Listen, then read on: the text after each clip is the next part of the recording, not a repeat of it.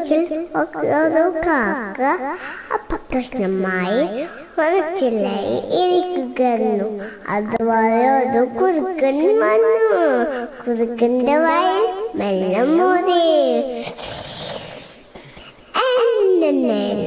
പ്രശ്നം തട്ടിപ്പറിച്ച് എടുക്കണം.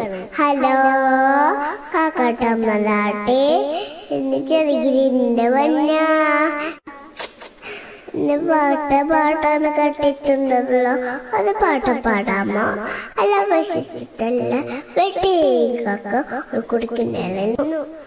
അപ്പൊ കുറുക്കൻ പറയാണോ, എന്റെ പാട്ട് ഒന്നുകൂടി കേട്ടോട്ടെ. കാക്ക പാടാനായി വായിക്കുന്നു. അപകർഷണ താറ് വീണു. ചെന്ന കുറുക്കൻ അപകർഷണമായി പാട്ട പാടി.